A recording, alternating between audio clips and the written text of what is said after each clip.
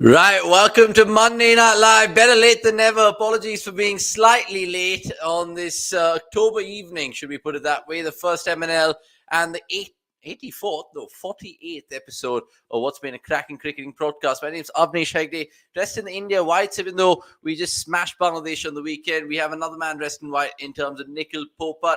He predicts cricket for a living. Go check him out in this handle over there. And of course, in the black corner, Akshay Swami, who's been doing all sorts of stuff for the Women's World Cup. Go check out all the previews and reviews of that. Right, guys, there's so much to tuck into. First and foremost, guys, how was your weekend? Akshay, I'll start with you. कुछ नहीं भाई, मतलब देखा women's world cup, India कैसे तो करके रेंगते हुए अपने पहले जीत पे पहुंची. It's been a fairly disappointing weekend, to be honest, because not the kind of World Cup we all imagined for India. We all thought यार अच्छा करेंगे इस बार, they look very good and whatnot.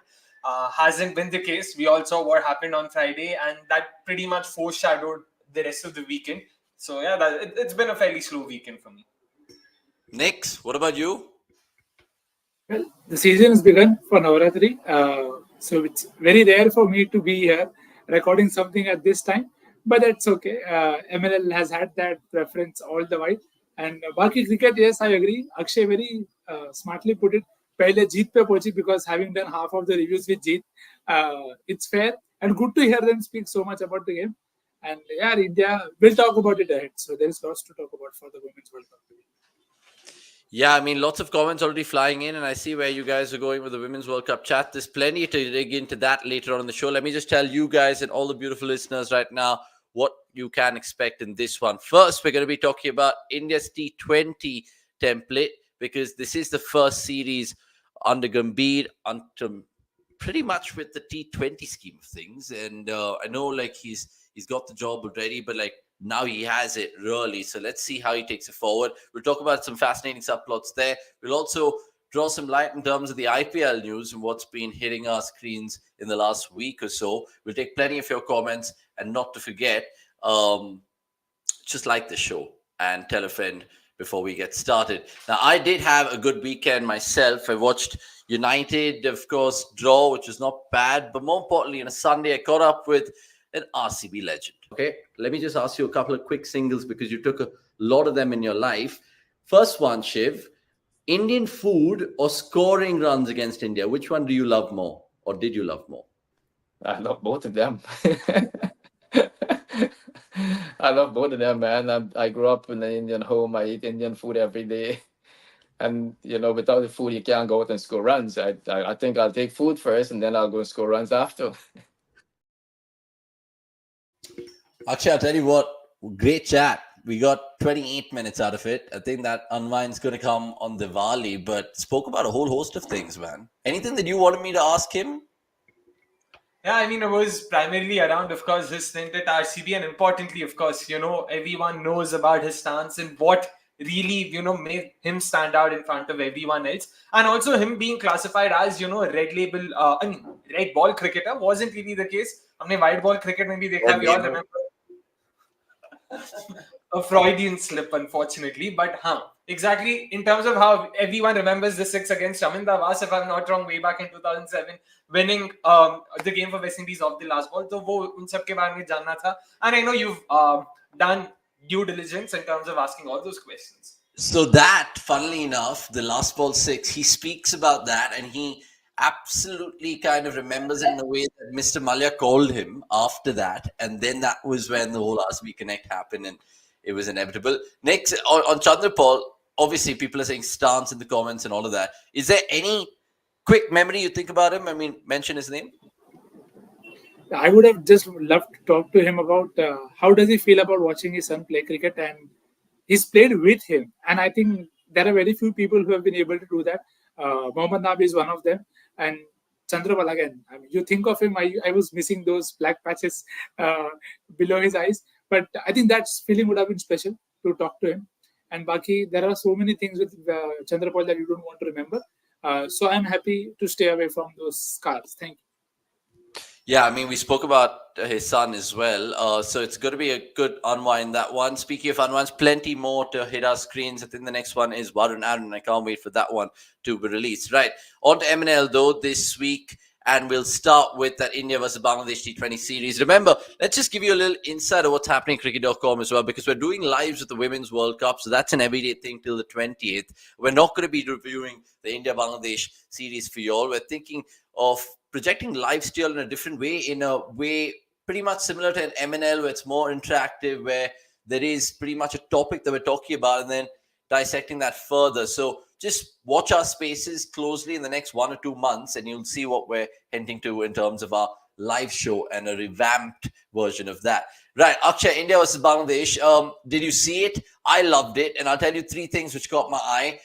That Hardik Pandya shot, which is absolute arrogance, but in a good way, if you know what I mean. And the way he finished the game off, absolute class as well.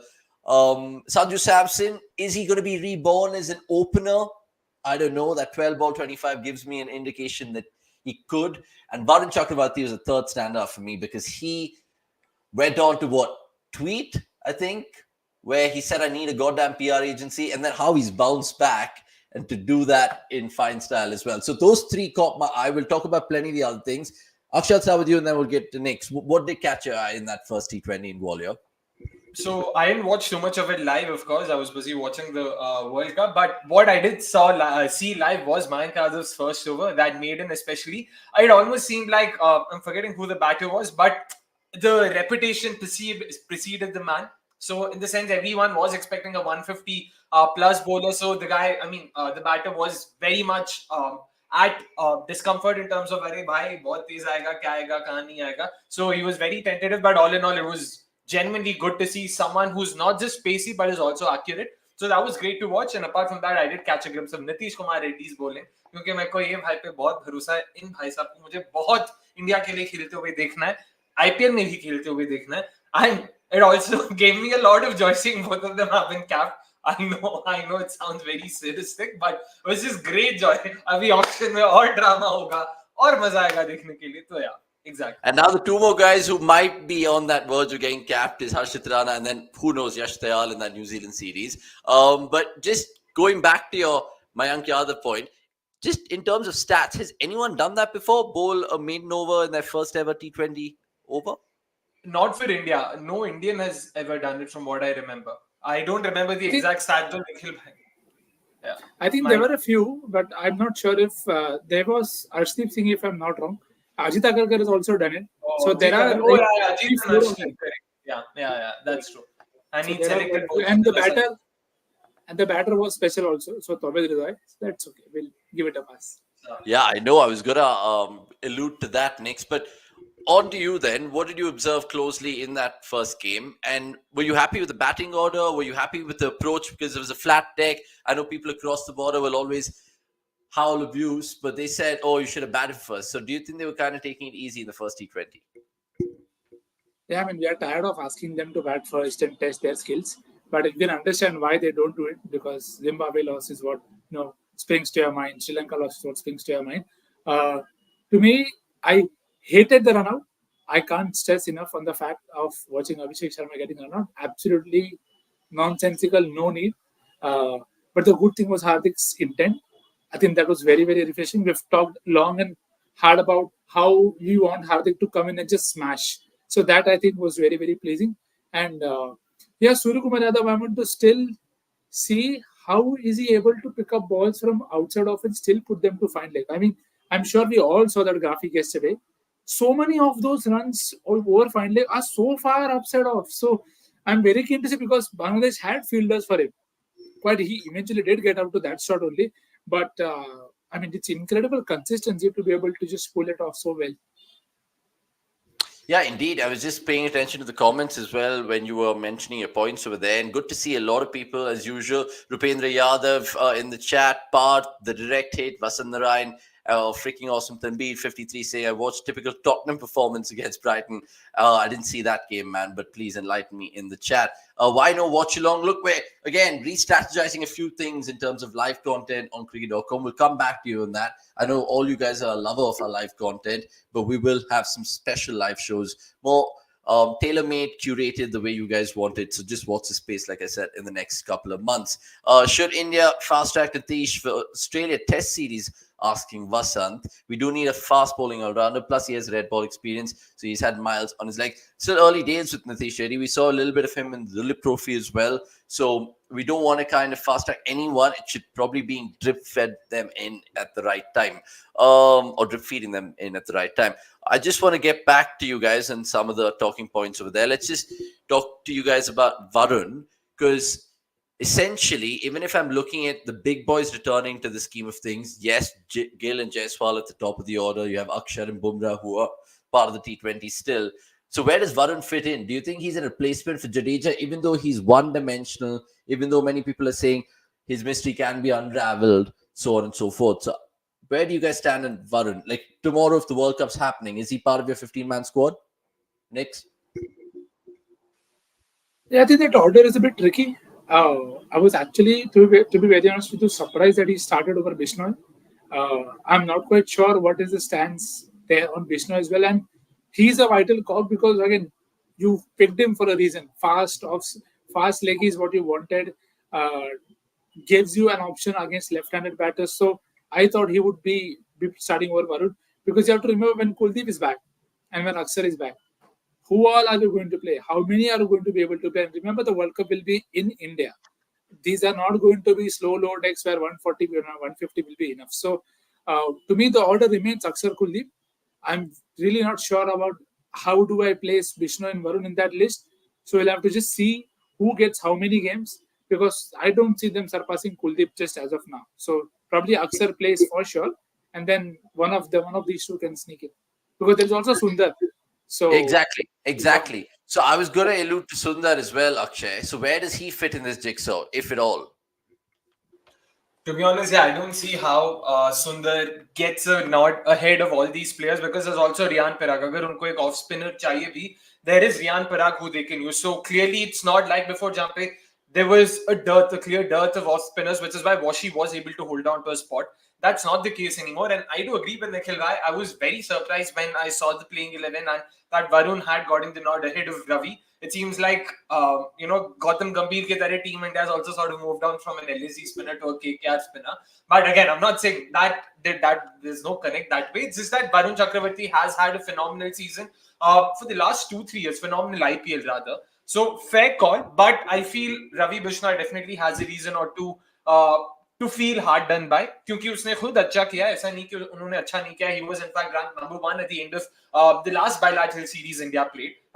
At least one of the last bilateral series India played against Afghanistan, that is. So it is interesting, but personally I do prefer Chakravarti because it's not just the mystery element. So the mystery अगर होती तो वो 1-2 साल में people would figure out. This isn't a case of वो ये करता है वो करता है. He clearly knows how to bowl his deliveries, how to package his over, so he's got that going for him.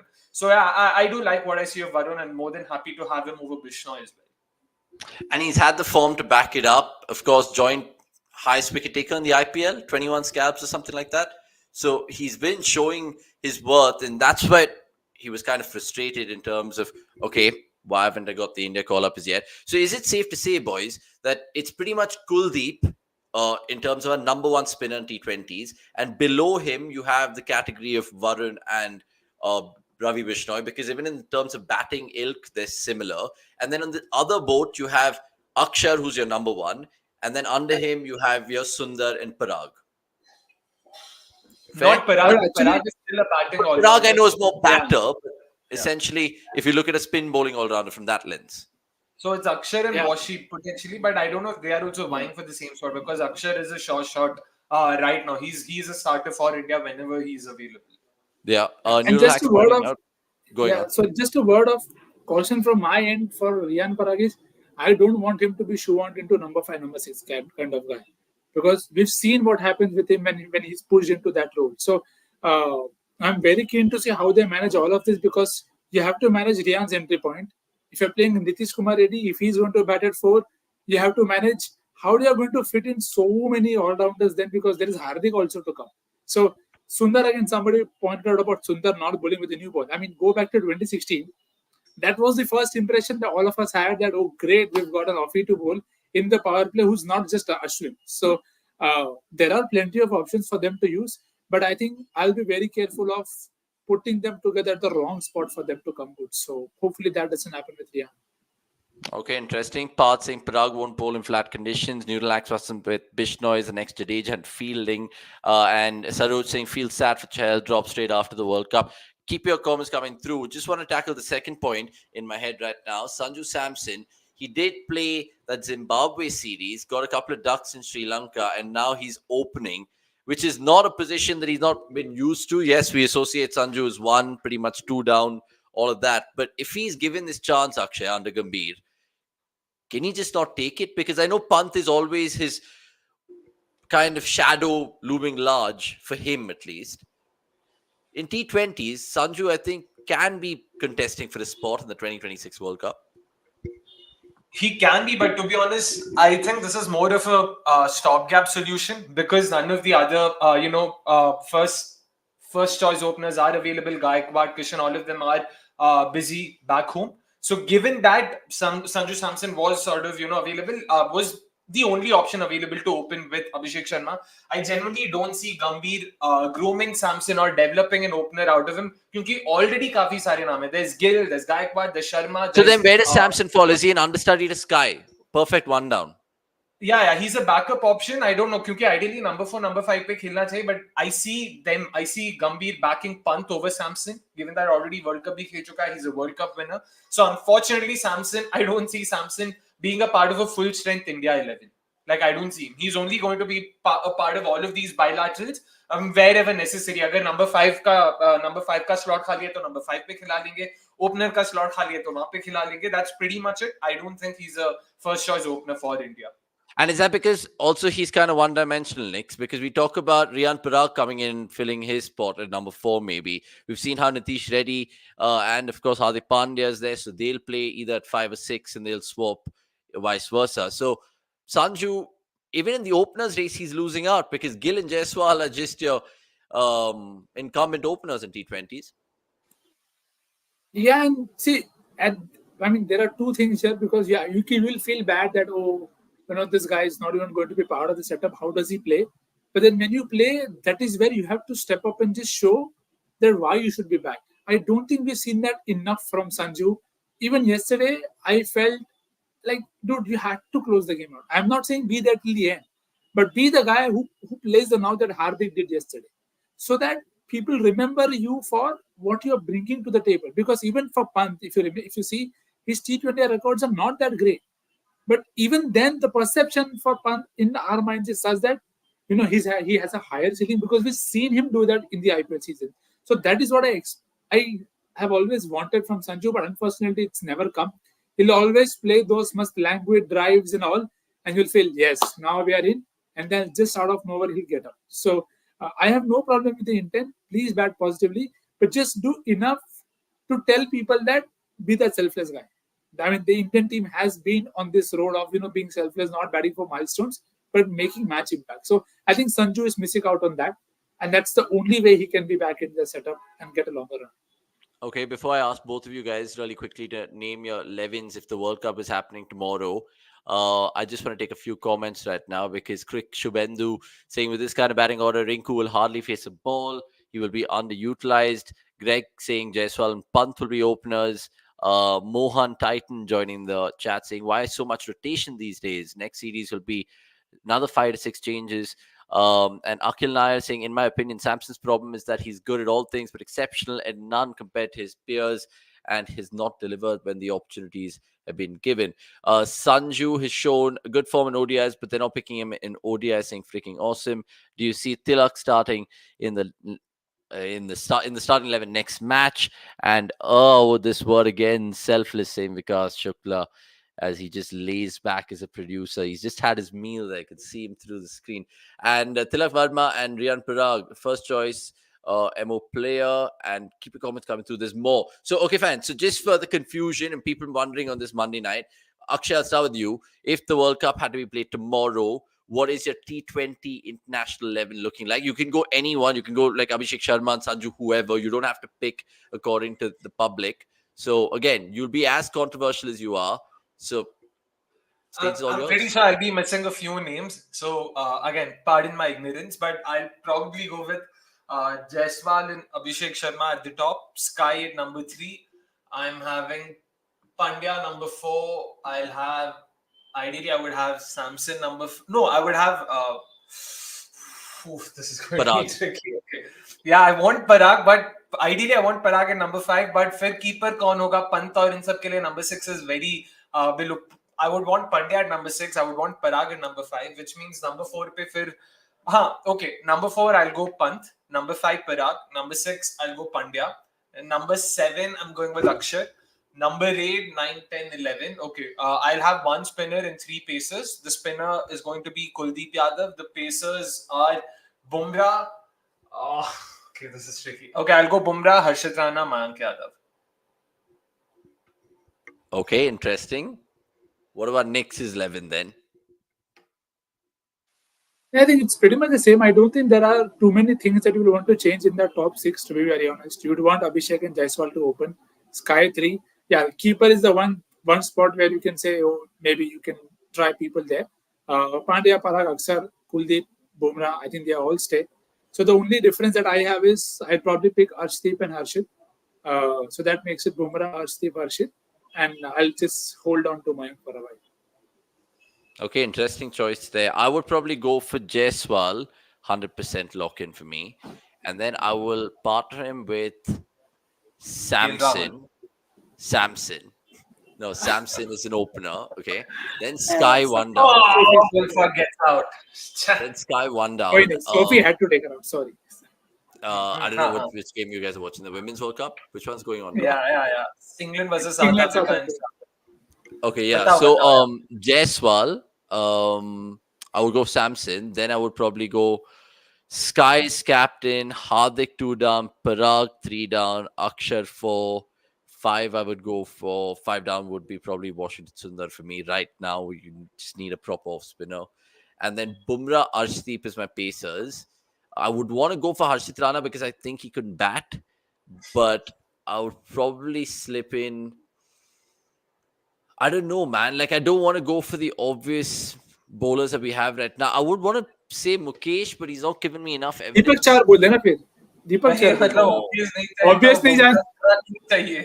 Or maybe I'll slip in again. I'll probably play 2 pacers because I'm having Hardik in my team. So I'll probably play Kuldeep as my spinner with... Or Varun. Option. No, I want to go Kuldeep and I want to go Washi. So I'll probably have, Kuldeep, Washi, Akshar, and then, of course, Parag as well. So, look, that's my 11, and you guys heard that. Exactly, I do agree. Like, none of us have mentioned Rinku. Like, it's a sad story. Oh, yeah? Fuck. Yeah. How the fuck we but got Rinku? Like, it's a problem of plenty. Kahan khilayenge? Kiske badle khilaoge Rinku ko? The problem... all-round value. Exactly. See, the problem here has been right from the IPL. How many times have you seen Rinku bat? It's just amazingly sad that there are... Even if Rinku starts for you, Nick, where does he play? Parag. He'll straight away go out for Parag. Number 6. Yeah. There's no other place. You can't drop Akshar, Kuldeep, anybody there down. Nor can you drop Sky because you need a keeper. Now, can Rinku keep? If then khatam, sorted. Life is sorted. But that won't happen. So... I mean, it's good for thought. Chris entering the chat saying, I think we should groom Rinku for test. Good to see you, Chris. And if Sanju doesn't impress in this series, I feel Ishan is making a comeback. And Mohan Titan giving his 11. Jaiswal, Abhishek Gill, Sky, Hardik, Rinku, Pant, Arshdeep, Bumrah, Mayank Yadav, Kuldeep. So you basically don't have Akshar. You don't have... who's your keeper? Pant. He's gone for Rinku ahead of Akshar and he's gone for Arshdeep ahead of Harshit. If we have to compare it with our... And you're going to play Gill. You're going to play Gill 1 down, Mohan. You're having a laugh, mate. No chance. Akil is saying Jaiswal, AB, which is Abhishek Sharma, Sky, Pant, Hardik, Rinku, Akshar, Harshit, Arshdeep, boom. So he's dropping Kuldeep. I mean, everyone's 11 will have... AB pad gaya. I was like, 1 second.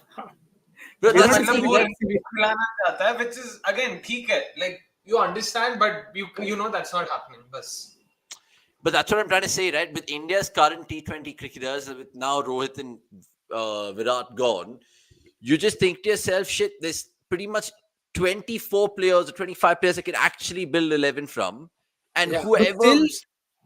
Yes, sorry, but there's only 2 spots which are open in terms of positions, the wicket keeping slot and your number 6 guy. Because everything else is set in stone. There is nothing to change there. You can rotate and rest people, but I don't think we have a clear cut winner at number 4 in terms of the keeper bat and your number 6. So again, Rayan Parag was preferred because we've seen him bowl and we've died on a long hill wanting people in the top 6 to bowl. So that is the problem there. Yeah, and again, Krik Shubhendu saying that, and you're entitled to your opinion for sure. Gill will do what Kohli used to do at 3, same more and in the Kohli role. I understand you need an anchor in T20s as much as all the stroke play you can create. Vikas quickly going on to say Jaiswal, Abhishek Sharma, Pant, Sky, Hardik Pandya, Riyan / Nitish Reddy for him. Then Rinku, Akshar, Bumrah, Arshdeep, Kuldeep. So, I mean, he's covering all bases, but I generally feel, look, the contention will be how do you kind of leave Samson out? You can't appease his fans, but his fans have already kind of gone through so much in their life that they can swallow another couple of hard pills. Danapoli, and you name the chat saying Abhishek place is not cemented. I don't know. Why is everyone picking him? Just one good IPL. I mean, he scored a 47 ball 100. I mean, are you forgetting that? I understand that he had failings after that, but he can only make it count as much as he can. That's why Nick was furiated with his run out in the Gwalior game. So, again, it just makes you think there's still time for the T20 World Cup 2026, but we're debating this on the Monday Night Live. If you guys are just joining us across platforms, please like and subscribe. We're 95.2K subscribers nearly, and we're hoping to get 100K soon before, hopefully, the BGT. Just to finish this chat, Yashasvi, Abhishek, Sanju, Surya, Parag, Tilak, Hardik, Rinku, Kuldeep, Bumrah, Arshdeep, Mayank saying Krik, Shubhendu, which is a good one. Again, you guys can tell us, and it depends what is the blueprint we want to see. So we saw it yesterday, guys, that they finished the chase quite quickly. I think even the captaincy was pretty sharp from Sky. So what are we expecting? Are we seeing renewed India in T20 internationals? Nick, I'll start with you. I think it's just carrying on the work that was done in the past. Again, notwithstanding the final and how it eventually played out, but you knew people were always going to be preferred who were all-rounders, and that's what's been just continuing to happen, whether it is Zimbabwe series or the Sri Lanka series. So I'm expecting more of the same. I'm expecting a few debuts as well. I sincerely hope Mayank is rested. I do not want him to be playing back-to-back games. Koi zarurat nahi hai. Manage his workload. If at all you have a long-term plan ready for him already. Because, again, he just got out of a layoff and he picked up another injury during the rehabilitation itself. So you want to be very, very careful with him. So hopefully we'll see Harshit, and the rest I think should say the same. Okay, Akshay, there's about 2 more T20s this series and then 4 against South Africa. So 6 before the year, essentially. What are we expecting in these 6 games? Are we expecting just crazy kamikaze cricket like we've experienced with Bazball, or do you think, again, it'll be templatized but more tempered? All I'm expecting is consistency in their selections. So अगर उन्होंने decide किया कि ऐसे करना है, so just sort of stick with it and see how that plays out. So Samson से open कराए, give him at least these 3 T20s, because I'm pretty sure for the South Africa series we will see one of Ruturaj Gaikwad or Ishan Kishan being available. So वो तो होएगा ही. And मैंने तो शुभमन गिल का नाम भी लिया नहीं है, because I know BGT जाएगा वो, and BGT is starting about 10 days, 1 week after the last T20, so I don't see any of the BGT squad members being a part of the series. So just consistency, and I want to see some template. I want to see GG coming up with some template across these 6 T20Is, plus the 3 they're going to play against England in Jan as well. So you can say 9 in the span of 3 months. So that's a decent enough sample size to figure out what works, what doesn't work, किसको कहाँ पे खिला सकते हैं. तो दे दो, consistency चाहिए, एक long rope दे दो सबको, ताकि सबको वो assurance हो. Everyone needs to feel secure about their rules, about their sports importantly. तो मेरे को बस वही चाहिए. बाकी तुम मतलब मारो ना मारो, that is secondary, and we will crib about it as well. But that's not the primary objective here. Okay, before we move on to the IPL conversation, just want to close out this chat by taking a couple of comments and looking forward to the next couple of games. India to win it 3-0. I think both of us know that. All 3 of us know that, in fact. And I'm not being cocky as an Indian fan, but it's just the writings on the wall for Bangladesh. They're playing next in Delhi and then Hyderabad. Speaking of which, Vikas and Weber, I think, will just be around the stadium. So if you guys bump into them, go get some fan cams there, and it'll be fun to see. MG saying, I think a lot of places are open in T20 squad, namely one opener, one batter, one wicketkeeper, one all-rounder, one pacer, one spinner.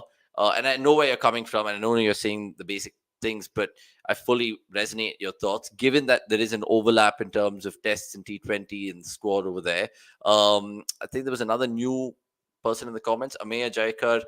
So many all-rounders in the team, such a refreshing change. Ameya, if you're new, please subscribe and like this immediately and keep your comments coming through. We'll take as many as we can. Right, so the IPL chat that I want to ask you, Akshay, I'm waiting for your section. Please move on from T20.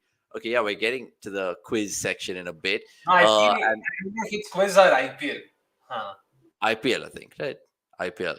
Right, so on to the IPL chat then, guys. First off, what is the latest in terms of the auction and when's it happening? Apparently, the BCCI is still yet to finalize a venue, Akshay. Saudi Arabia to host it, but the hotels are too expensive even for them. Can you imagine that? That's exactly, that's such a weird reason, and you need to comprehend. अगर BCCI कह रहा है कि बहुत ही महंगा है, तो सोचो कितना महंगा होगा यार, कितना महंगा होगा. So apparently they have shortlisted Riyadh and Jeddah, two cities in Saudi Arabia, but they are like Avnish mentioned, the venues are being a bit more expensive. Also because again we need to understand the auction is not about the 5 members of each team going there. There's a whole entourage that goes. There's an entourage of the team. There's an entourage of the broadcasters. There's Jio that sends its team. There's Hotstar that sends its team. And then there's BCCI's own team that goes there. Again, it's not just the 5-6 delegates who are a part of the auction. Uske alawa bhi sab. I've just literally typed in Hilton, Saudi Arabia, and it's $13,000 a night.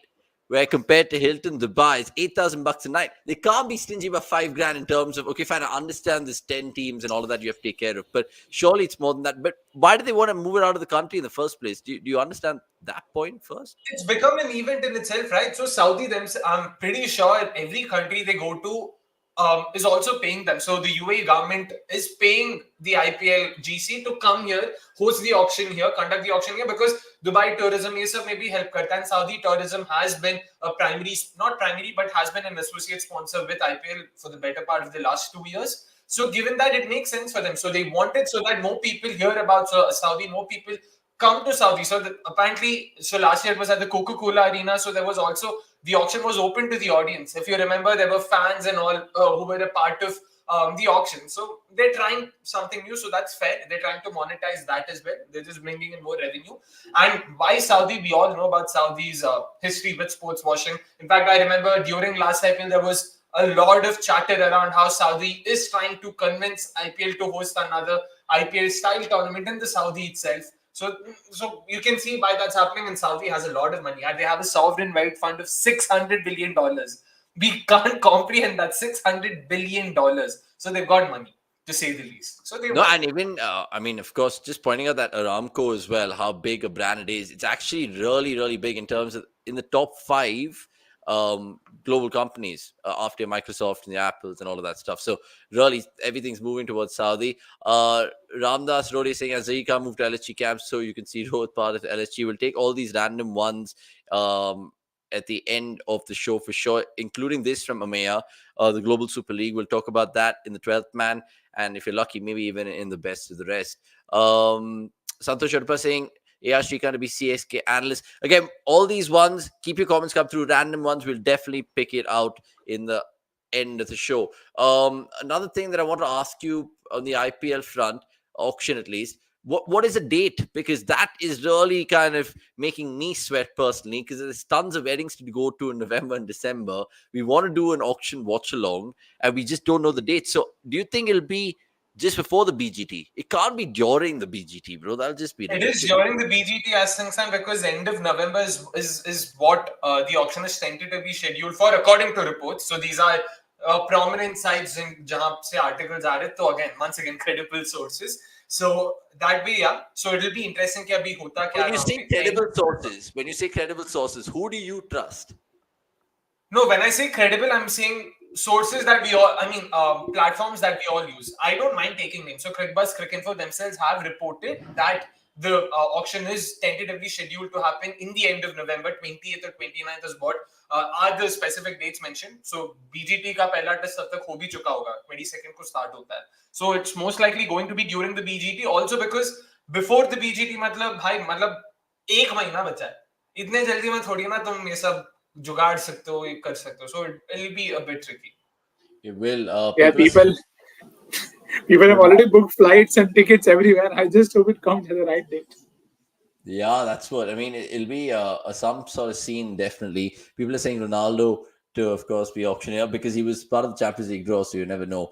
And as usual, we have that comment from EQ Arts every Monday Night Live. He goes on to say this: IPL getting Saudi money is like Ambani finding a treasure chest, saying MG. And the first ever IPL auction, also we were playing VGT, I think, in Australia. Yeah, I think that happened in Gardenia. I think you're right about that, Amia. Little bit more about the IPL because what I want to ask you guys next is, of course, what happened earlier and what could happen in the next week or two with some of the franchisees obviously seeing what is happening with the uncapped player rule right now. So Harshit Rana is the only one, according to me, and maybe Yash Dayal. Who knows? That could happen as well. So does it again just pretty much throw the cat amongst the pigeons? Akshay, I'll start with you. Yeah, for sure, right? Because a lot of these teams, you would imagine, would have had plans to retain the likes of Nitish Kumar Reddy, Mayank Yadav for 4 crores. And it's not that they would be only paid 4 crores. Matlab, they also know that they're worth a lot more, but under the table and all of that, कम से कम auction per se सिर्फ 4 crore करते. अभी कम से कम उनको 11 crore खर्चना पड़ेगा. And it's, again, the question isn't if these players are worth it or not. They might be, but it means there's a cascading effect on the other retentions they might have had in place. So for KKR, अगर हर्षित Rana cap हो जाता है, they already have at least 5 potential capped retentions. So now Harshit Rana also being capped means one of them have to be let go of, or Harshit Rana himself will have to be let go of. And similar is the case with Nitish Kumar Reddy. SRH already have 3 solid, first retentions in Abhishek Sharma, Klaasen, Travis Head, and Patrick Cummins. मतलब इन 4 में से 3 तो sorted है. अभी if Nitish Kumar Reddy also gets capped, it means he needs to get 18 or 14 crores. Is he worth it? Is he not worth it? वो अभी देखो भाई. Next, but even the franchisees, when this rule came out, they would have already been thinking, yeah, Mayank's going to play for India. So is probably good Nitish Reddy at some point in time. So how much does it disrupt their plans? And do you see any potential other headaches for these franchisees now? Yeah, I mean, they would have thought that they would play, but I think the date is also slightly awry that it's just one series. I mean, I'm sure there could have been a solution where when you come up with these rules, maybe you say it's done, or you pick a date where nobody else is getting capped, because now, just as Akshay alluded to, of course I would want to play Nitish Kumar Reddy 18 or 14, but immediately I don't know, because you have other headaches to take care of. So that I think is a tad bit unfair. It's unfair on the people who are picked. Now all of KKR would be hoping, Harshit, pick up an injury if you want to, don't get capped. And it's a silly place to be in, but again, maybe it's how the sport is going to, so you can't change that. Otherwise, I don't see any other headache, because it was these handful picks who you knew they will get a lot of money in the market also. So that I think was the primary concern, because see, Mayank Yadav, again, people wanted him for BGT, so he had that vibe with him. Same is the case with Nitish Kumar Reddy. Possible next Hardik Pandya or India's Pat Cummins, who knows? He would get a lot more money if he goes into the auction. So maybe they would be happily give him 11 crores. Who knows? So that is something that you'll have to now spend on and can't control that. Yeah, it's interesting that you mentioned that. Random comments coming through. Ishan Kishan should go to CSK, saying Sarthak Sharma. Tell us why. Give us logic behind it. Santosh Shurippa, it'll be when Australia will be leading 3-0. Yeah, okay, sure, mate, sure. I know you're a big Australian fan, but I can just tell you that with a little bit of... Why haven't you slept yet? Tongue in cheek, exactly. KL Rao released Pakka news saying more on Titan. Auction should get the marquee players to 10% like the NBA draft. And there is a rumor about Yuvraj Singh coaching DC. Thoughts? I don't think that's going to happen. I think maybe Hemang Badani is picked for that role. Even T20 World Cup is also cheaper. It's not confirmed, right? Hemang Badani, I'm forgetting who. He's not, but he's part of the Capitals regime. So I think I mean, as I think Anirudh told us last week in the MNL that he's close for the role. Oh that yeah, he's it was done. yeah. Correct. Correct, right? Gambhir won't give Harshit the debut till the tension's out. Maybe KKR has spoken to Gigi. I don't think it'll work like that. Even though Gigi on his Instagram was advertising a gambling scene, bro. As an India coach, I was just like, "Kya ho raha hai, bhai? Gigi, like you can't do that." But again, maybe he's just like doing it with all the protocols in place. Can Mumbai release Rohit or Bumrah? I think they will do the latter. I mean, the former. Bumrah, Lateral Bumrah, कर दिया तो भाई biggest drama. Bumrah, no Biggest drama. chance. If the Rohit, latter happens, you should do fan camps all games in Mumbai only. oh, 100%.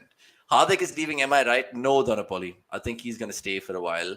And now LHG can't retain Mayang for 4 crores indeed. And hey, guys, saying Chandanamaya, do you see the RTM rule changing now that teams have officially complained? If yes, how? The RTM rule essentially, Akshay, would again be that sort of phase where you could again suggest an amount and then it's out of your hands, right? Yeah. So the previously, the team that previously had the player can sort of go and do a final attempt at securing the player's services. But even then, the team with the last bid will have the final say. So once, like we took the Virat Kohli example, it's the team that has won the bid will have the eventual say. So let's say they've gotten him for 30 crores, RCB says 40. Now it's up to the team, the other team. So KKR, LSG, whoever it is, to decide कि boss हमें विराट कोहली 40 खोके के लिए चाहिए कि नहीं चाहिए. तो it's fair, I feel, and now that तो वापिस उल्टा बोला. Sorry, तो वापिस उल्टा बोला. The team who is going to RTM, they can't bid an amount. It's the other team who can. It's the other team who can raise the price, and now the owners have complained against it. Okay, you are doing it the wrong way because it beats the purpose of RTM. Because eventually, if you're going to allow the bidder to raise a higher amount, what's the point of the RTM? So again, it's also fair on them to say that way, and yeah. But I don't see it changing. But thanks for correcting. यार मैं फिर से उल्टा बोला. But yeah, it is. You would feel कि teams would be hard done by, but फिर भी यार मतलब ये rule तो चाहिए so that every team has a say in how they want to release the player or not. So fair. Yeah, MG saying we should consider that Crofter one retention is not just money, but retention money plus one RTM card. And Satak Sharma providing the logic behind the Ishan Kishan move to CSK, saying Ishan and Ritu are best opening combination with Ishan exclusiveness plus CSK went till end for him in 2018 auction as well, but pulled out. I mean, sure, and I understand MS Dhoni will get the better out of any player, let alone his fellow Jharkhand protege in Kishan. Who knows? It could happen. It could happen. These things haven't surprised us in the past. We've seen a lot of MICSK transactions happen before. Robin Uthappa, Harbhajan, Raidu comes. And they've done better. And Sorry? they've done better at CSK. I mean, not better, but they've done well also. ऐसा नहीं कि they've come in and flopped. Yeah, to be fair, what Raidu split was 3-3 in terms of titles. Yeah, no, two with 4 them. and 2. CSK. 4-2. Yeah, well done. So speaking with Mumbai and sticking with them, I should say, MI offered 20 crores to Bhuman Hardik and Surya Lesser other players. We spoke about it in the last MNL. Go check that out. Don't want to dwell too much into it. But And just this I'll is just well. to address that they can offer 20 crores तो उनको तो 20 कटेगा per se. बाकी सबको कम दे सकता है, but जो option मतलब जो स्लैब है उतना तो कटेगा. So you might retain Rohit Sharma in the third slab for 8 crores, but 11 crores will still be deducted from your auction purse. तो कम का कुछ नहीं हो सकता, ज्यादा का तो 20 भी कटेगा. तो देख लो. Okay. Can the player refuse to join a team as he gets picked in the auction? No, he can't. He cannot do that. And Priyansh Tiwari saying, what about RCB? There's some reports of Virat and they are retained rest released. I don't think that is wise. I mean, I was just going to ask Akshay that to finish off this IPL chat before we move into the quiz and everything. What's it going to be? What are the locked retentions? Because I'm thinking to myself, why not just keep Faf? Hey, matlab again, same like Dhoni. Do you think he lasts the 3-year cycle? Will he give you consistent returns? Yes. Look at his numbers. Last IPL, the strike rate was over 160. Arey, haan, Baba, who's saying no to that? Of course, look at the CPL. He's a bona fide RCB legend. He's an RCB. CPL, he's just won it. Correct. 405 runs in 12 innings, bro. That's a good sort of return. And he's not playing any other cricket, just FYI. He's playing the SA20. 3 years he can sign. Bro, he's being like RCB's भाई Qatar लेकिन तुम 14 करोड़ उसको दोगे यार, मतलब कितना दोगे? 14, 11 कितना दोगे? 11 crores. I asked the same question in the last 10 minutes. Both of you were like, nahi. No, of course not. अरे तो फिर पाटीदार सिराज को छोड़ दोगे फाफ को लाने के लिए? RTM them back. We need a अरे captain तो first. RTM नहीं बचेगा ना, RTM We'll नहीं figure that बचेगा out, तो फिर bro. नहीं- See, क्या Patidar I'll probably retain somehow in some shape. Siraj, I don't think I'd want to even spend like 11 crores on him. Okay, let's So- put it this way, na. Same retentions like last time. Let's see how the Kohli- auction plays out. If Faf is available for cheap, RTM him. नहीं तो रहे, नहीं No, तो so I'm saying Kohli 18, right? 14 I would spend either green. Has to be green. Green. I was thinking Jacks, but green, sure, green. And then Faf. Bhai, What? again. KGF So for a reason, boy. KGF. अरे भाई, तो तुम कह रहे हो 2 RTMs के साथ तुम्हें चाहिए Siraj, Patidar, potentially even like Jacks also you would ideally want to have. अभी फाफ को खिलाओगे तो Jacks is out of the window. मतलब you can't. I don't see them going for Jacks once again. Faf at 11 crores. He came to RCB at 7 last time around. 6.75 or 7.25, one of those two. No, I would do it the other way actually. So I would basically have Kohli 18, then 14 Jacks, then 11 Faf, then 18 green अरे because Jacks Jacks 14. भाई इतने पे नहीं जा रहा है वो 5-6 पे जा रहा है ऑक्शन में, ज्यादा से ज्यादा 8 पे जाएगा. He's good, bro. He's very, very He's good. good, Given that he's we're not good, but retaining- that doesn't mean he's going for 14 in the auction. That's like I just hope RCB do what Avnish said. Or I would just retain these three, bro. KGF. But I'm just saying, point being, Faf No. Duplessis to RCB. अरे I'm not saying he shouldn't come back to RCB. उसको auction में जाने दो, सस्ते में मिल रहा है तो ले लो RTM करके. अगर बहुत महंगा जाएगा तो छोड़ दो. Because So how much do you again, think Faf is worth? right now as things stand, I wouldn't want to spend more than 4 to 5 crores on him. Simply because I don't think he'll last a 3-year cycle. Simply, that's the only reason. He'll And probably have in the auction, we bought him for how much? 7.5, 7 crores. 7 crores. 7 crores. 7 crores. So I think that'll be a steal, bro. But I would just say Faf is a captain for me, starting 11. Again, no, bro. Matlab, What's the point of retaining him then? don't retain him. That's my point. Don't You gotta retain retain him. him, bro. There's No, lots आप of retain करो, आप अलग से retain करो. हम नहीं कर सकते. He's 40. I suggested Aiden Markram, and Pava's pointed that out as well. And I like the FC25 touch, Pava. I've been blaming that quite a bit this whole week. आपका ये दूसरा अकाउंट तो नहीं है. Comment डाल के आ गए वापस live पे. Cool saying Faf should be 11 crores. Vikas saying Avni said typical RCB management. We'll figure that out, and eventually they won't. They will, boy. They will. Arey, there's no point, yaar. Do you agree with Chandan? RCB needs an Yeah, Indian captain. I would want an Indian captain. I feel that should be their priority. But not Simply Rana, bro. Not Nitish Rana. यार खुदाई तो सुई इनकी like मुझसे ज्यादा मुझे लगता है आपको राणा से लगा हुआ है. सही में बता रहा हूँ. I haven't mentioned him at all by myself. It's always been Avnish bringing it up saying एक बार बोला था तुमने. तो क्या बोल रहे हो यार? Like how can you let go of Patidar? How? Okay, fine. Because I think Faf will be in high demand in the auction if he goes back in. Because I think even Punjab Kings are looking for a captain. I know, do the math. St. Lucia Kings, Punjab Kings, Preeti owner. It's not just St. Lucia Kings. Ponting would want Smith. That's also there. That connection is also there. So you'll have to look at it. And there aren't too many teams who would want someone like a Faf Duplessis. Everyone, right now, I feel IPL's evolved enough for teams to understand that having an Indian captain really counts for a lot. You wouldn't want to sort of lock in a spot because it's your captain. No, I'm just saying because Faf is not just a captain, but he's a good fielder. He has an intent as an opener. All of that. Agreed. Phenomenal season at the CPL as well, but even then, not worth 11 crores. 4-5 में मिल रहा है RTM करके ले लो. नहीं तो रहने दो, खत्म. Fair. People are saying Aiden Markram is the most downgraded player in T20 in the last 1 year. All of this to bid 25 crores roads from RCB. And let Faf go get road, get a captain, get the men's title. Chinnaswamy will surpass Chekhov when it comes to the black market tickets.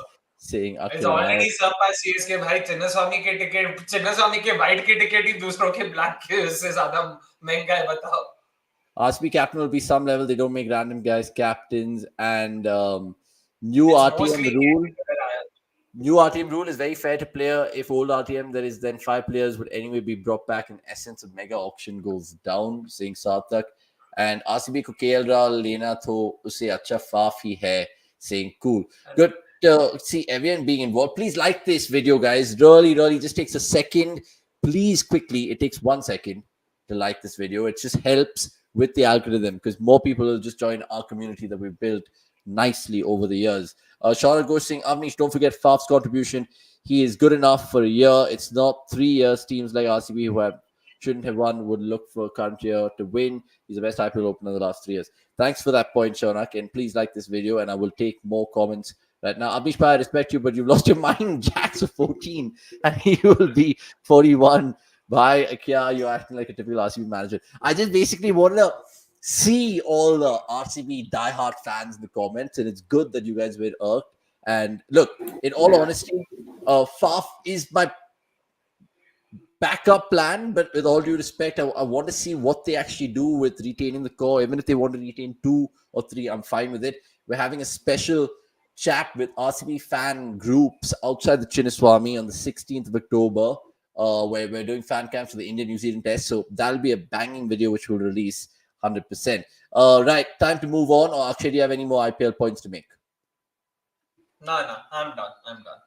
Let's move on. By the way, forgot to, of course, show you some great stats coming out of the India-Bangladesh series. Go check it out. It's all available on the cricket.com website and the carousel. Stats like these in terms of Surya Yadav and him continuing his winning abilities and showing that 9 out of 11 in terms of his tenure so far, and even in terms of the bat in hand, high strike rate, and he's right up there, Surya Yadav. So all of this available on the cricket.com website. Right now, we're going to move nicely towards so many things we want to talk about, including Pakistan, England, and of course, the CPL final too.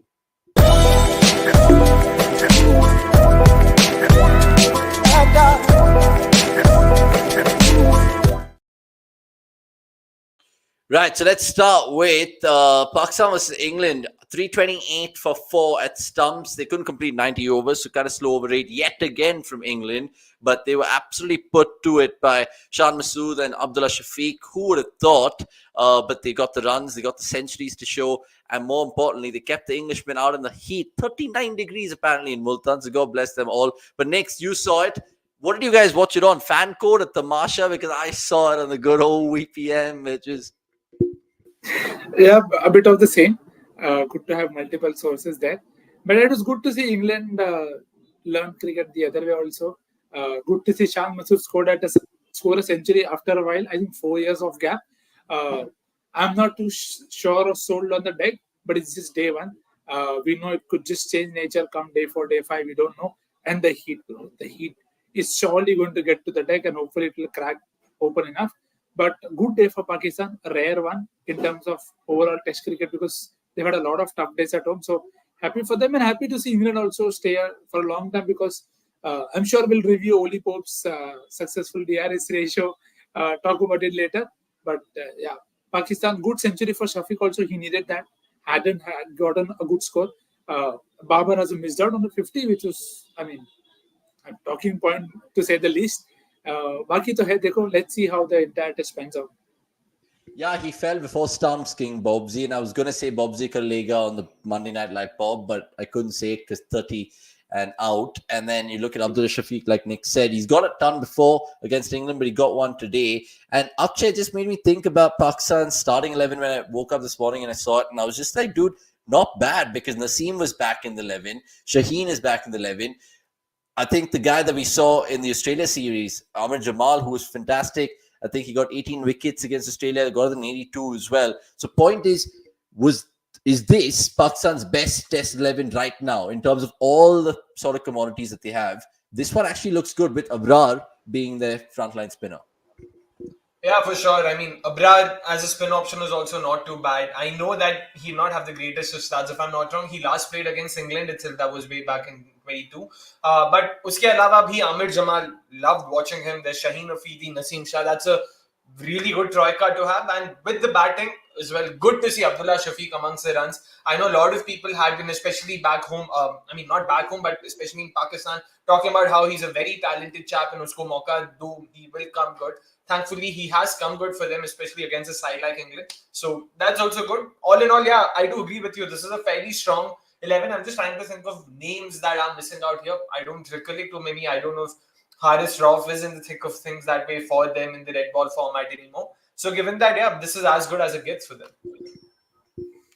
Yeah, because I was just trying to look at some of the stats and now the comments as well. Some say Naseem is 19, wink, wink, saying Ramna Kiran. Good to see you, Ramna. Like this video immediately. No Mir Hamza and Khurram Shahzad. PCP is crazy at it, making all bowlers three format plays. I was just going to allude to that, Ashutosh, because you talk about the placid pitches in Pakistan. Multan again being a classic example of one. You really need to bend your back as a bowler. And Shaheen and Naseem, who are anyway so important to them, it just makes you think. But this is an important series for them. Not because they can qualify for the WTC final, but generally to put Pakistan cricket back on track, because you're thinking to yourself, shit, dude, you just lost to Bangladesh, and now this whitewash again from England, like how it happened last time. They can't afford that.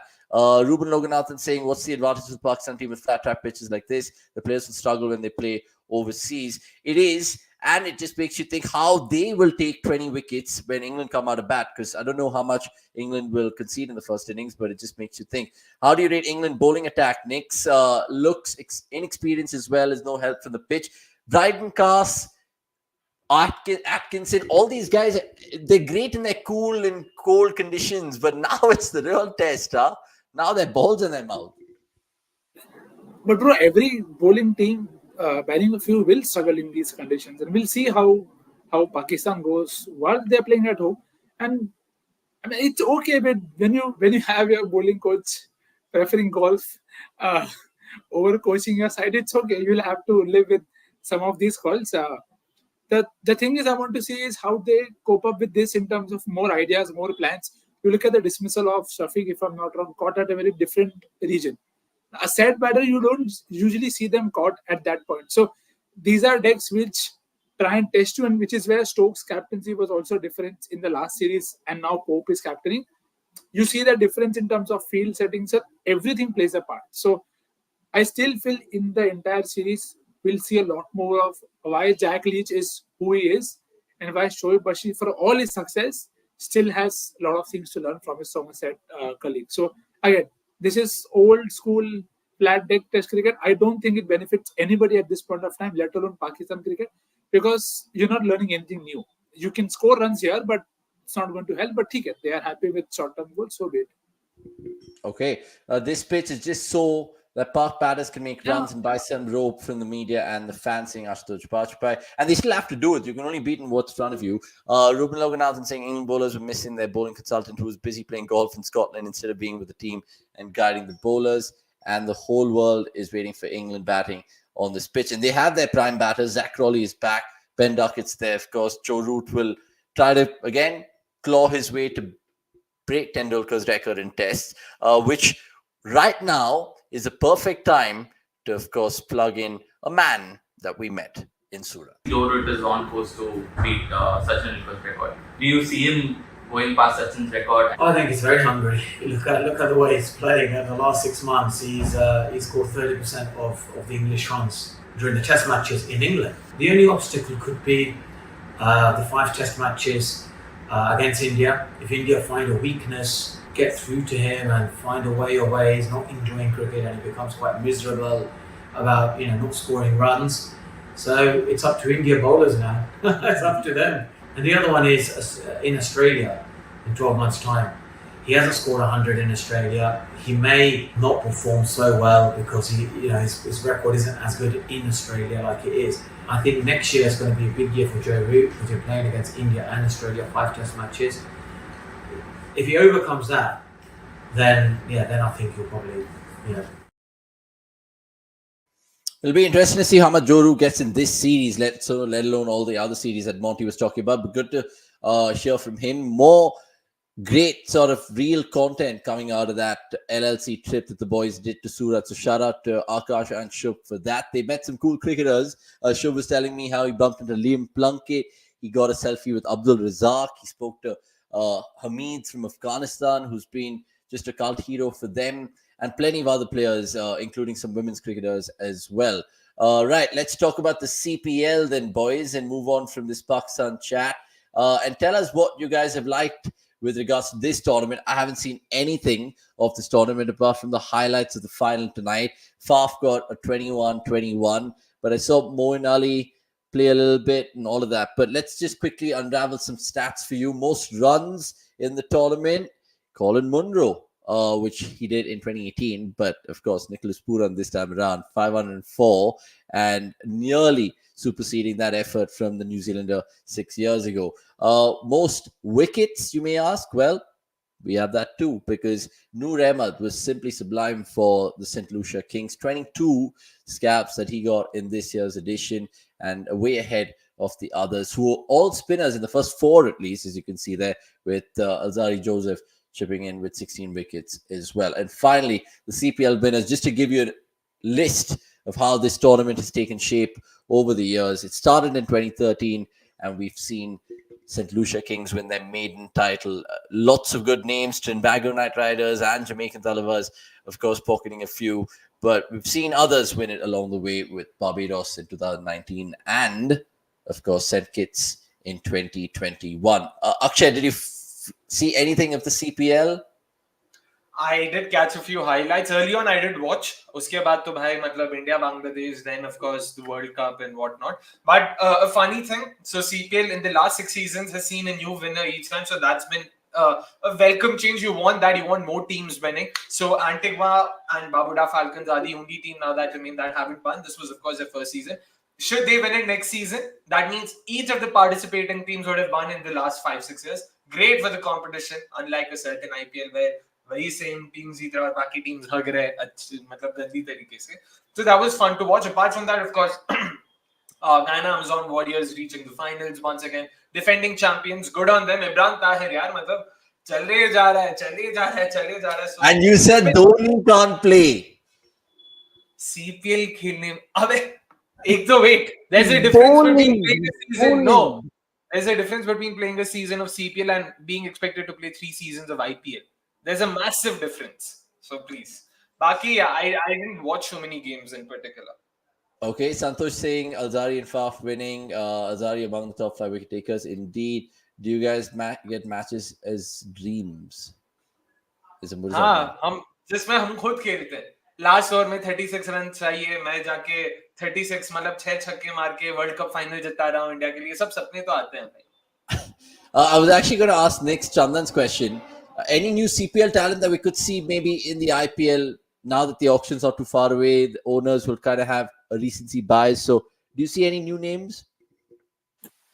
The new names is tricky. We have Jewel Andrew, if I'm getting his name right. He's been for the Sri Lanka series, so looking forward to see him do well. Other pitch wise, there are a lot of players. See, in CPL, the thing that often catches your eye is how people are used very differently in different games in terms of the local players that they pick eventually. So Springer had a few good games, but we heard a lot of him during the World Cup, but then did not listen to him much. And now he's back again in the name. So I'm not sure if we'll again see him in the auction, but there is still some time. They have age on their hands as well. So yeah, those are the 2 names that I had in mind.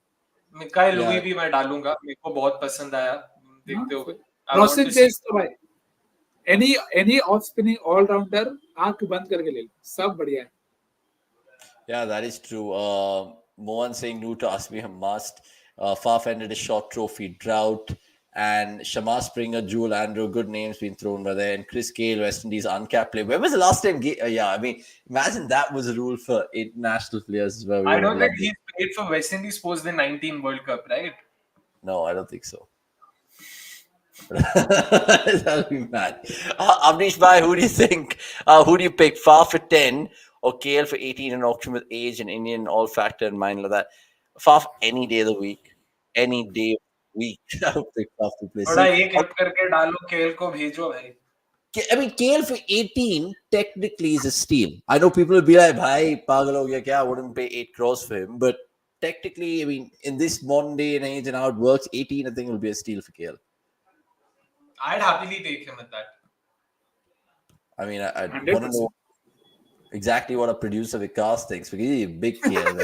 Huge, absolutely massive. He's wearing the t-shirt right now. Anyway, let's move on then and address another important point, which of course is the most newsiest of news. Jayasuriya getting the full-time job as Sri Lanka coach. Well done to him. And his first assignment as full-time coach starts against the West Indies. 3 T20s and 3 ODIs, I think October 13th onwards. Was this always in the cards? Because he got the job, Akshay, at obviously a tough time in Sri Lankan cricket, but had tough assignments. India did well, away to England, got that oval win, and then Sri Lanka just dismantling them. So he's literally kind of revolutionized Sri Lankan cricket a little bit in terms of that path. I do agree. I mean, he's been a refreshing change for them. In fact, I remember having a fairly deep discussion with this when I was in Sri Lanka. I had a chance to meet Indusan, if you remember. He was also part of MNL. So he was talking about how Sana Jayasuriya actually, he personally wasn't a big fan of him as coming back as coach for Sri Lanka because his previous stint had not ended well, and there were a lot of things floating around about Sana Jayasuriya, the person as well, back home in Sri Lanka. So he was slightly hesitant, but he himself spoke about how Sri Lanka under him this time around have done a phenomenal job, beat against England away or against New Zealand at home. It's not that they were very weak at home, but the dominance they showed against New Zealand, you want to see more of that, and hopefully they become a much better test side as well as a consequence of this. So all in all, yeah, very happy for them, and hopefully we get to see Sri Lanka back to dominating cricket like it was 10-15 years ago when I was watching cricket as a study 10-year-old kid. Yeah, as much as they're having veterans in that top 4-5 in terms of the bat, Chandimal and your Matthews and your Karuratnes, it's good to see that Prabhat Jayasuriya, for example, or Kamindu Mendes, they've had incredible performances, right, Nick? So ultimately, with Sri Lanka getting now Jayasuriya as full-time coach for a long period of time, they can actually kind of break it down and make it, these are players that we want to pick for tests, so concentrate on that. T20s, ODIs, so on and so forth. And they still have a chance in the WTC. So it's not like he's just going to be taking care for the sake of it. There are tough assignments ahead, including South Africa away. But as you rightly pointed out, the good thing is they have now started to identify people for the right spots in right formats. I mean, Dhananjay De Silva as a captain to me has been very, very good to see. The way he's taken that responsibility on, and the way, sometimes you need to give that player who hasn't quite performed that responsibility and see how that player comes through. So I think that has worked out beautifully with Dhananjay. You spoke about Kamindu, their white ball setup. They have a lot of mystery options in their setup. Now it's up to Jayasuriya to give them that confidence, that, and the word that you usually associate there is spunk. You want that spunk from Sri Lanka back, and that will make international cricket a lot more competitive because then you have a team you can't just take for granted. At this point of time, I know Australia are favourites when they tour Sri Lanka. But I am very happy to see, or even think that maybe Prabhat Jayasuriya can do the damage to the likes of Smith and others. And if somebody bats like how Dhananjay did or Kusal Mendes can conjure up something with Chandimal, they can beat Australia. Just to have that thought in itself is very good. So it looks very positive, and hopefully that is how it stays for them for a long period of time. And I don't know what Jayasuriya has done, but maybe his presence and the fact that he's just been a legend in terms of Sri Lankan cricket, big, powerful man. He's been a politician before, so he knows his connect. So I think even for the grassroots of the game and the conveyor belt for Sri Lankan cricket, I think he's the right man forward. And just on that, he has some great youngsters to kind of hone further. You talk about even Vellage, who we've got to mention in the T20 scheme of things. Brilliant, brilliant talent. So onwards and upwards for Sri Lanka, I guess. Let's move on and finally talk about, what was it? The South African men's cricket team, because they've been all over in terms of playing Ireland right now in an ODI game. They're going to hit Bangladesh soon.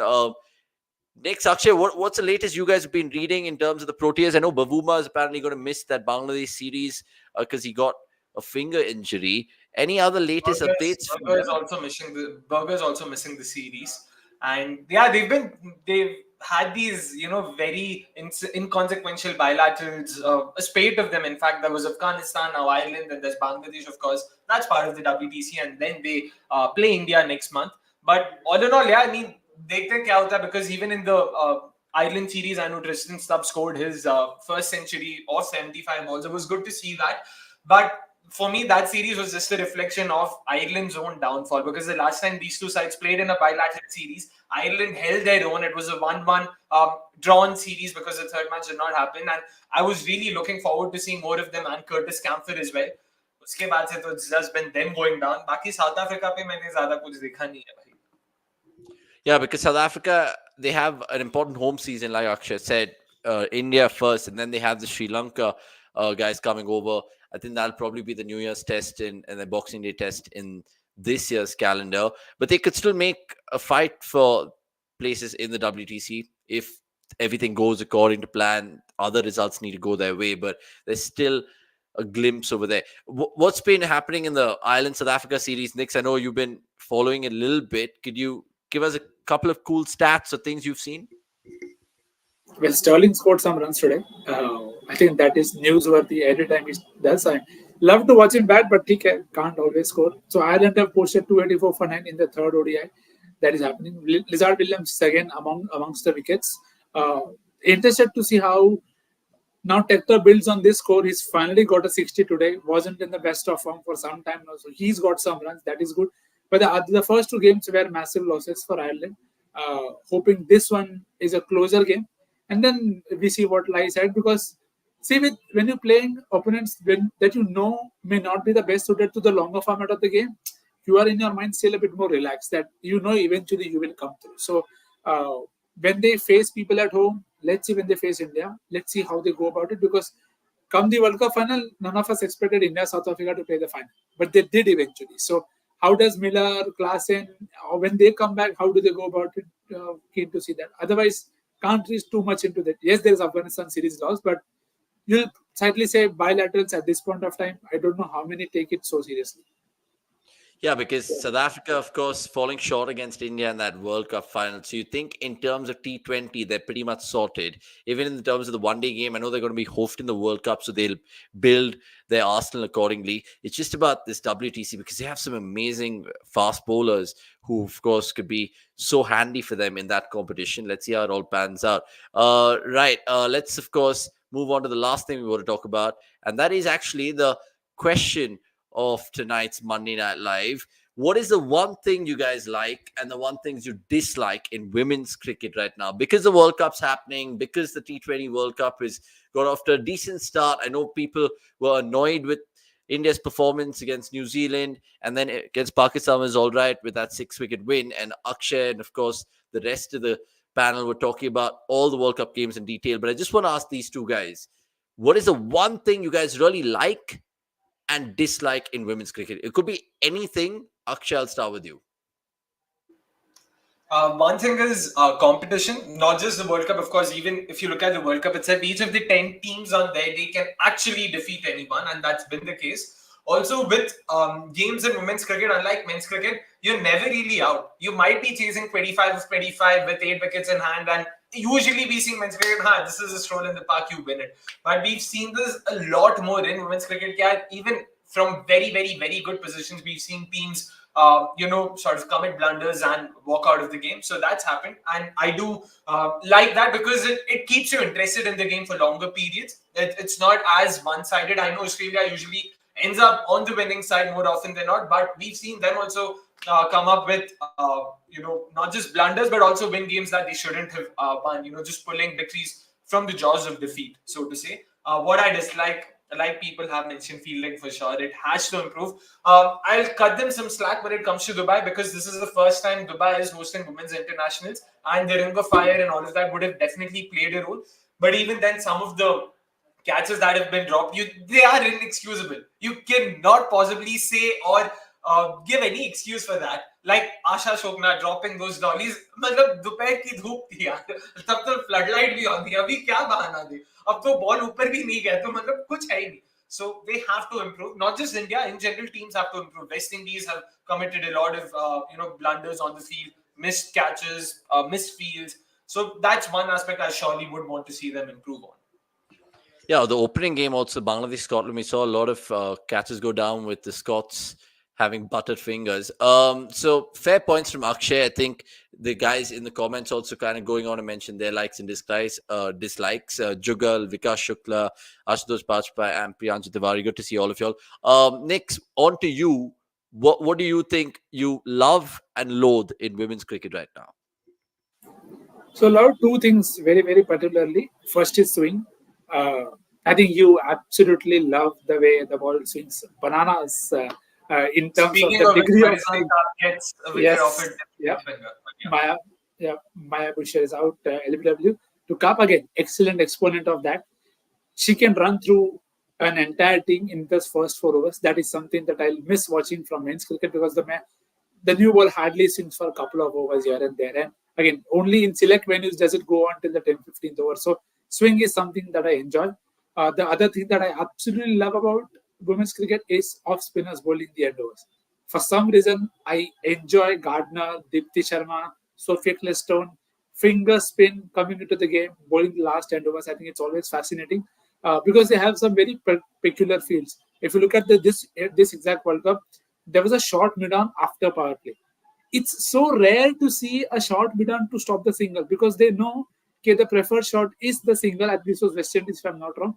They had almost a silly mid-on in place. Don't give that signal. And it just those small things that you don't see in men's cricket. So those are the things that I absolutely love. What I love is 100% agree, the catching. I can't get my hands to come together. Okay, please catch something. Sometimes, again, as he said, you don't play enough under lights. It's fair.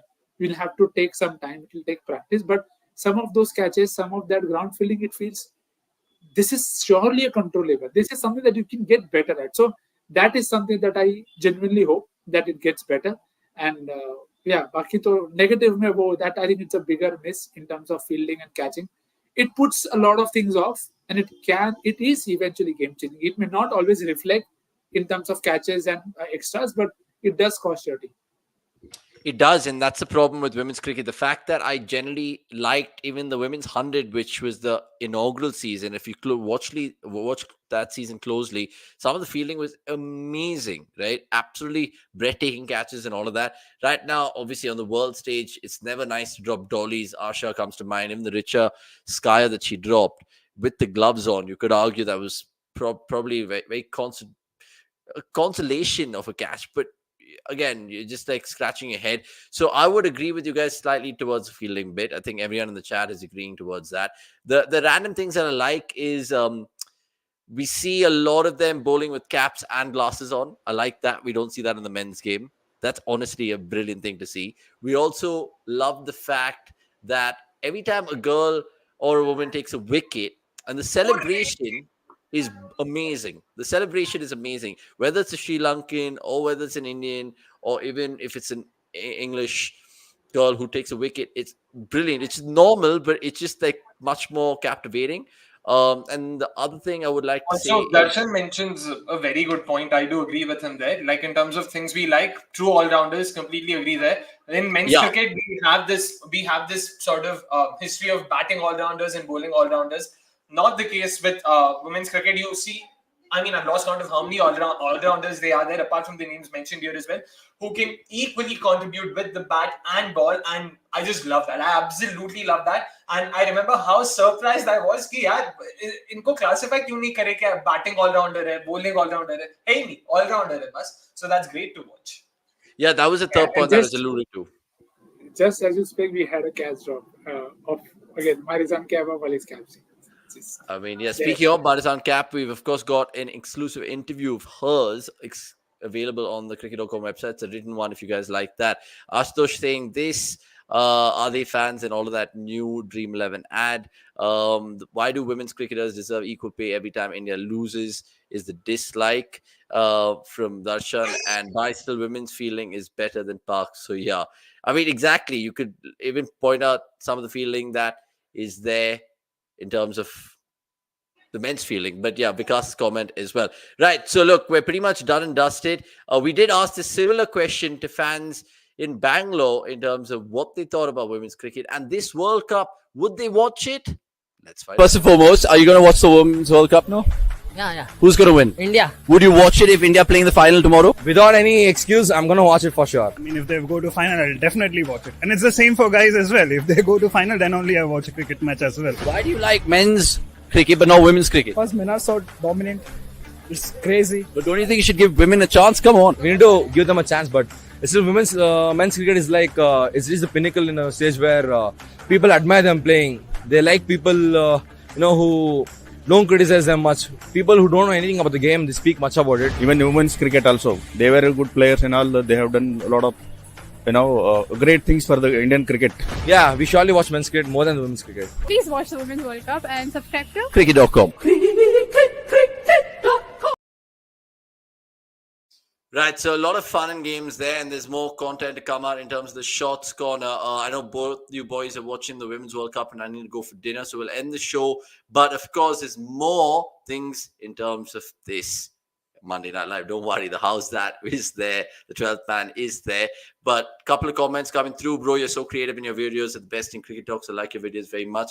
Thank you for that, EQ Arts. And there's another appreciation coming in saying, guys, you should also ask all these people to join your post-match reviews. Akshenko has been doing a fantastic job. Well done. Right, keep your comments coming through and your questions. We'll take them in the 12th man right now.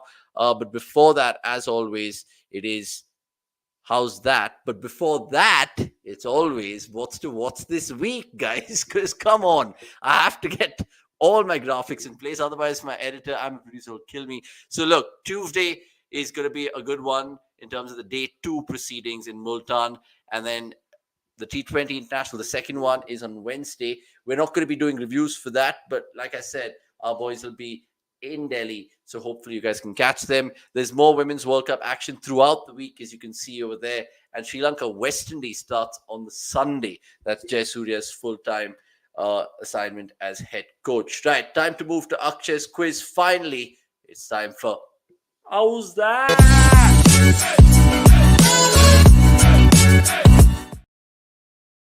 Right, How's That was a sensational one last week. Did anyone win it? Yeah, there were a few right answers, so congratulations on that. For the uninitiated, of course, the question was, RTM cards have been available in only 2 previous auctions, and only 1 player has been bought via an RTM card in both occasions. Who is it? Well, the right answer, of course, is current/former RCB skipper and a guy Avnish absolutely adores, Faf du Plessis, who was RTM by CSK on both occasions. Funnily enough, the team that had bought him in 2014 and 18 was the same team. So it was Punjab Kings, back then Kings 11 Punjab, buying him in 2014, buying him in 2018, and CSK snapped him back both times. So 2022, they were like, boss, hata do, hame lena hi nahi hai, hame kuch karna hi nahi hai. So that was the answer, and quite a few got it right. Of course, there's only one lucky winner who gets an Amazon voucher, and this time around, the lucky winner is Chandan Ramaya. So congratulations on getting it right. Do DM us on Twitter, and our social media team will take care of it. You won yourself a 500 rupee Amazon voucher. Good old Chandan. By the way, 1 second, Jagmeet Singh Oberoi, has he won something? Man, he's been absolutely going mad in my DMs. See, statute of limitations नाम की भी चीज होती है. I know our team did get in touch with me. भाई अगर आप 2-3 महीने बाद डालोगे तो हमें देखना पड़ेगा, सब करना पड़ेगा. मतलब it's not easy, but sure, we will look into it ASAP. But that was that from last week. This time around, let's have the question out. There you go. Very simple.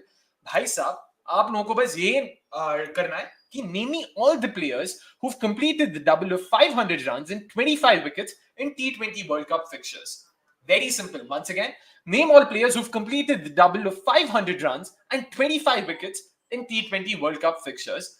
So zyada log nahi hai, so I want to see who gets all of them right. Of course, it's an exhaustive list, so I want you guys to name me all the players. तुम एक दो नाम बोल के नहीं छुप सकते, तो सारे नाम चाहिए. You guys have any names in mind? Yeah, any though you don't want to make it easier for our audience, of course. Straight away, I don't know. Straight away, I'm thinking Shakib, Ellis Perry, all of those kind of players. Fair enough. देखते किन किन के नाम यहाँ पे निकलते हैं, and what the right answer is, of course.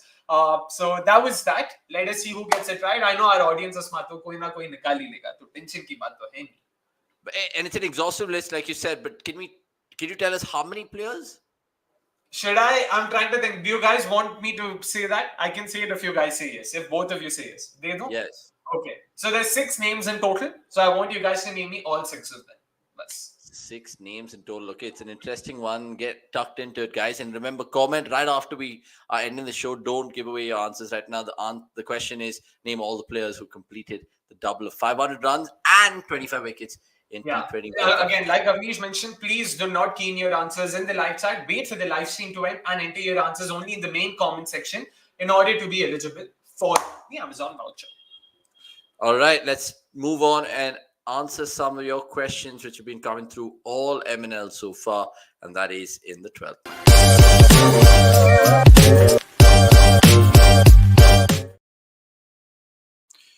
Right, some good questions that we will answer right now. Santosh Urpa, I don't know if I saw this, but that's hilarious. I mean, did South Africa not have that many players to field? Did you guys see it, Knicks? No, not in my watch. Not on my watch. But yeah, I don't I'll know. have to check. Someone who looks like him, resembles him, because JP Domini, is he a part of the setup? एक तो मेरे को वो ही नहीं पता ठीक से. Yeah, he's part of South Africa setup Yeah. as a batting coach. अच्छा, फिर ठीक है, फिर तो possibility भी है. I thought it was like Mandeep Singh back then fielding for South Africa, so वैसा भी हो सकता है. Could be. Let's take another one. Jugal asking Nikhil this one. Nikhil, bhai, 2 words about Anari Dexon, where you have the chance, can bowl about 110 in his brute power. Yeah, I think even just today in the game that you saw right now, she was able to get exactly. So I don't think she's gotten enough chances with the ball, but that's okay. You can understand why that happens. But someone that you can definitely bank on, and I think she'll get a lot of gigs also. So hopefully that will also help speed up her growth. And if she comes to the IPL, so nothing like it. Just to add, Anari Dirksen has been a name I've been wanting to watch for a while. Even against India when she made her debut, she looks like a class apart, especially with the bat. Bowling is still a bit wayward. It still needs to be polished. But Maizan Kap herself spoke about her at the end of the 30-20 against Pakistan. She won them the game scoring 44 of 27 or something like that. She said that I'm passing the baton to her. So clearly those are big words coming from a superstar. So lots to look forward to when it comes to Anari Dirksen. Fantastic talent. Okay, we had an animated chat about Faf du Plessis earlier, if you guys missed it. Tanbir asking us, whenever Dhoni comes into equation, you say age is just a number. You change your mind when it comes to Faf, Akshay. I? कहाँ? अरे मैं तो same example वही तो दे रहा हूँ, बताओ. Like where I'm using the same reasoning to say that we shouldn't go for Faf. It's Avneesh Bhai who's saying in both cases कि हमें धोनी को भी रखना चाहिए, फाफ को भी रखना चाहिए, हो सके तो कपिल देव को भी लाओ, सुनील गावस्कर को भी खिलाओ, वो भी अनकैप भी है टेक्निकली, हो गया ना 40 साल उनके रिटायरमेंट को, तो ला दो उनको भी बस. Okay, we'll give another one then. Which we're gonna ask? Yeah, what's your take on the pitches and score in the World Cup till now? Is it a good advantage for the promotion of the game? Both of you guys? I'm not a big fan of it, but kya kare? They had to move. Not that Bangladesh itself would have been any better. You know that in general, women's cricket scores aren't as high as men's cricket.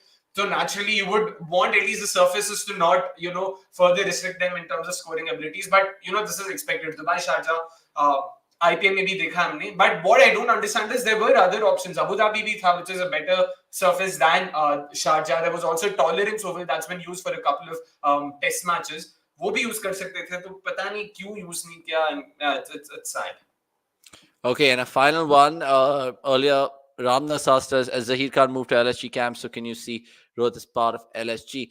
Next, do you think that could happen? Rohit to go there? I don't think so after the World Cup. So I think things will remain the same. Maybe after one season when the trades are open, you will see a lot of trades. So like Anirudh, you also think Sky is going to LSG? नहीं, Sky के बाद मेरा cassette Sky पे नहीं अटका है. अरे लेकिन सब थोड़ी ना रिटेन होंगे, एक को तो छोड़ना पड़ेगा ना, तो छोड़ के सब तिलक वरना छूटा. I think they'll find a way to RTM them also. अरे लेकिन 5 ही कैप्ड रिटेंशंस पॉसिबल है ना, इवन RTM बाय बैक कर लेंगे ना भाई. पैसे का कमी किधर है लाइफ में भाई? Okay, we have time for one more because my producer is just like, you guys are not doing justice to the show. So final one. Amaya saying, guys, can y'all explain what is a global super league happening? Yeah, it's happening in Guyana.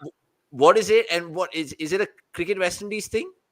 It's a Guyana cricket thing, not even cricket West Indies. So Guyana cricket announces, and Clive Lloyd, who's also the chief operating officer, like chairman, he announced this. He sort of flagged it open. So Guyana Amazon Warriors will of course be a part of it, and 5 other franchises from different leagues will be taking part. So it's great fun. It is sort of like a mini Champions League T20. It's a throwback to that. So I'm looking forward to it. Hampshire has apparently agreed to being a part of it, so we will be seeing Hampshire.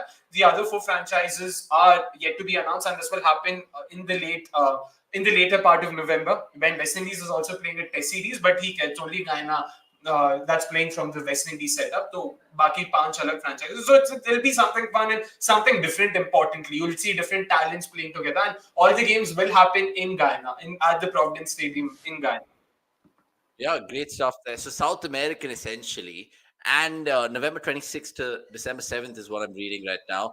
5 teams from 5 different countries, 11 matches, and lots of fun. So Final, direct final. Yeah. it is a mini Champions League. Right, that's all we have time for in this Monday Night Live. Thank you so much, Nikhil Popat and Akshay Kumar. So, I mean, there is more live content later on tonight because the Women's World Cup's going on. So, do catch Akshay and his panelists tonight. Until the next time, so goodbye from all of us and some amazing content coming up on cricket.com. Fan cams, the academy is out this weekend. And not to forget, even in Unwind with Varun Aaron later on this month. That's all we have time for. Thanks for watching. Tell a friend. Like this video. We've got 30 likes. Please make it 50. That's all we have time for.